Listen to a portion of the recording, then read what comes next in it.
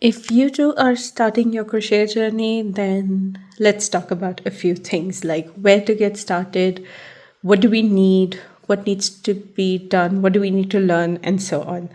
So, whether you want to make toys like amigurumi or like this is a bookmark, which is basically a squished rat, or whether you want to make wearables or a baby blanket, the starting point for all of this is very simple.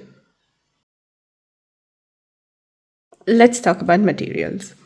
So, as a beginner, you would have seen many videos on YouTube with a lot of different materials that are required to start any crochet project. And I would say that some of them are required, and some of them are good to have, and some of them are just maybe luxury. And I wanted to talk about what materials we would absolutely require and what we would need as a good to have basis. So the first and foremost thing that you will require is yarn. So all sorts of yarn, any sort of yarn rather.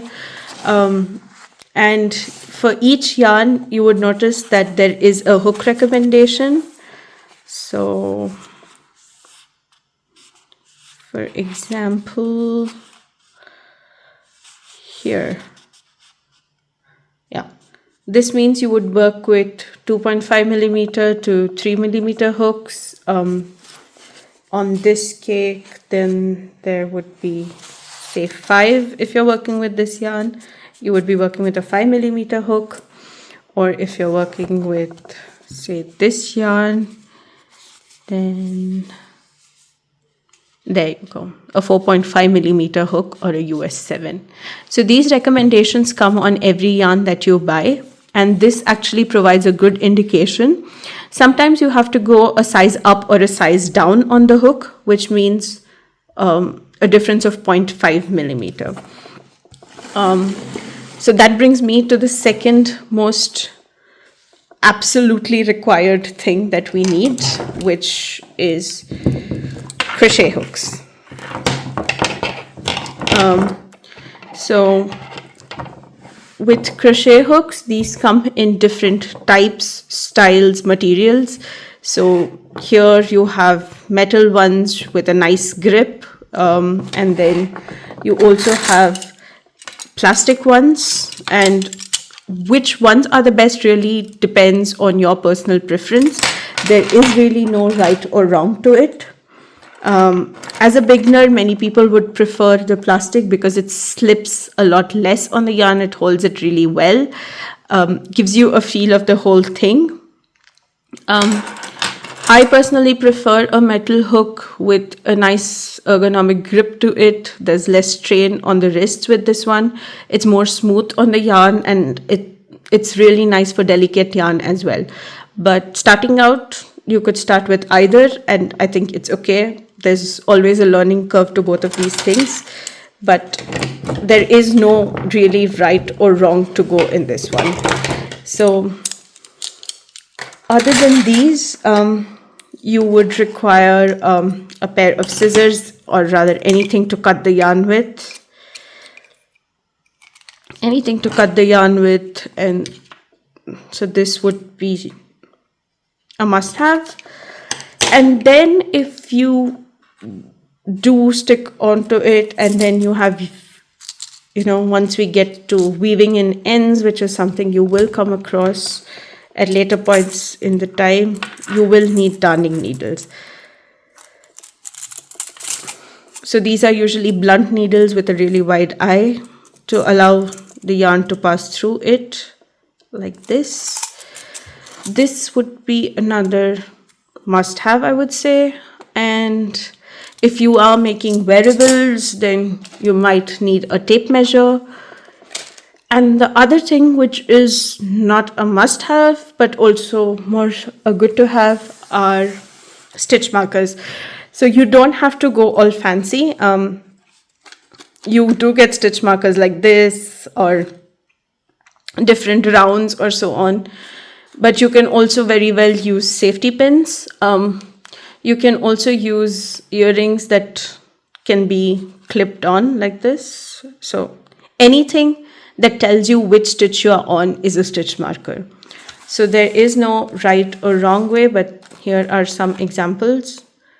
So this is one, oops, or a safety pin, or just a earring.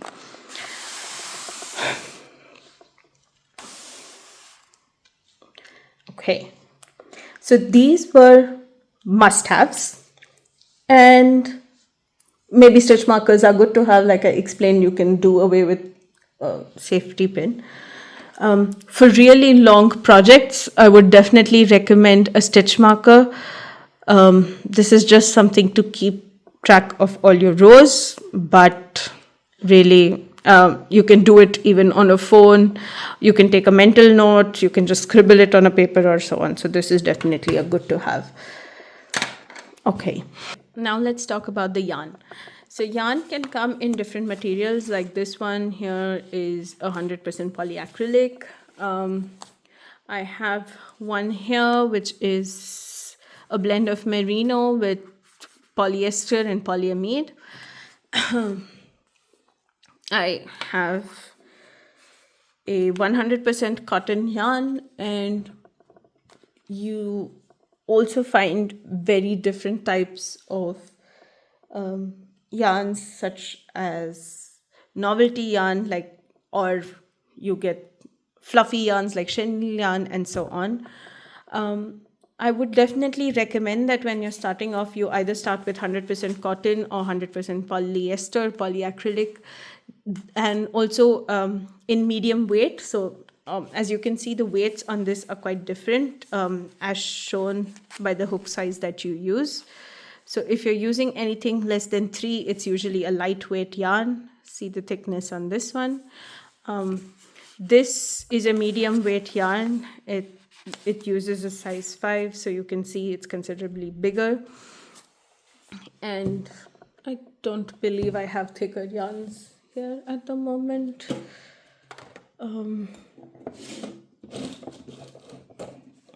Let's see.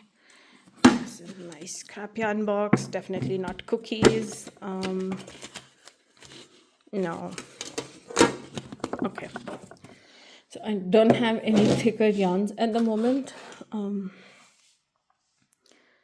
Yeah, like I said, I would definitely recommend starting off with a bit of a medium weight yarn, especially 100% cotton or polyacrylic, polyester of the likes, so that the stitches that you make are clearly seen on it.